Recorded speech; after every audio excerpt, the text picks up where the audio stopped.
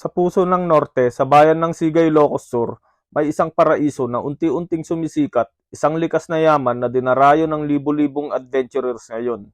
Ito ang Auasen Falls. Isang journey na puno ng hamon, pawis at pagod, pero kapalit naman ay tanawin at karanasang hindi mo makakalimutan. Mula pa lang sa biyahe, ramdam mo ng adventure. Mahaba ang daan, may mga lubak, may rough road at aakyat ka sa matatarik na bahagi ng bundok. Hindi ito madaling ruta, pero bawat liko, bawat anggulo ng bundok, ramdam na ramdam mo papunta ka sa isang espesyal na lugar. Sa jump off, magbabayad ka ng 50 pesos environmental fee, isang maliit na tulong para mapanatiling malinis at maayos ang lugar. Kailangan mo rin kumuha ng tour guide na 750 pesos. Mandatory ito para masigurong ligtas ka at hindi ka mawawala sa trail. At dito na magsisimula ang tunay na paglalakbay. Dadaan ka muna sa malalawak na bukirin na tila mga pahina ng isang lumang kwento ng probinsya.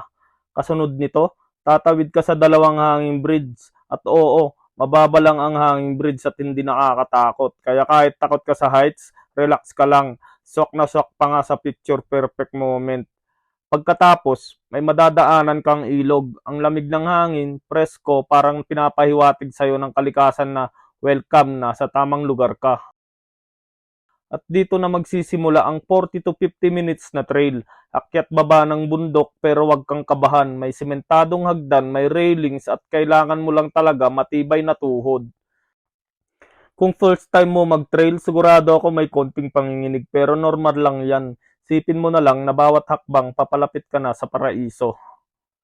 Habang nagpapatuloy ka, mapapansin mong kakaibang katahimikan ng lugar. Walang ingay ng sasakyan, walang polusyon, walang pagmamadali. Tanging tunog ng hangin, kuliglig at yabag mo sa lupa. Itong mga tanawing hindi mo nakikita sa syudad. Ang lunti ang kagubatan, ang mga puno na parang nagbabantay at ang bundok na tahimik na nagsasabing magpahinga ka muna, huminga ka. Ito hindi lang pagpunta sa isang falls. Para na rin siyang paglabas mo sa gulo ng araw-araw na buhay. Parang bawat akyat mo may stress na naiiwan at bawat baba mo may panibagong lakas na dumadating.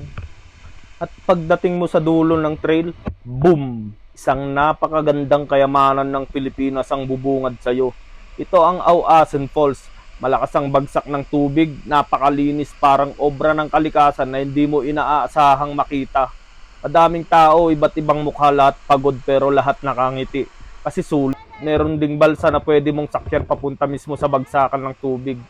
Pwede ka ring maligo sa gilid, sariwa ang tubig, presko at talagang-alaga ng lokal na komunidad. At habang nakaupo ka, nakatingin sa talon, nararamdaman mo yung kakaibang pakiramdam na hindi kayang ipaliwanag ng salita. Kalmado, masaya, payapa.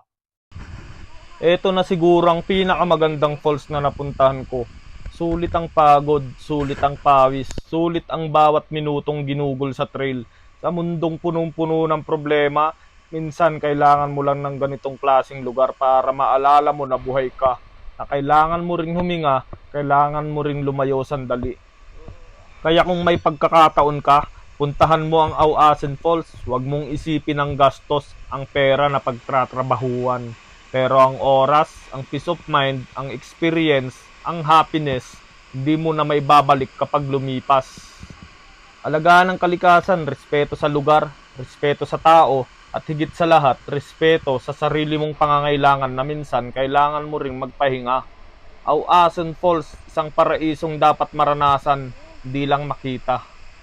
This is Kusinerong Bulakbol.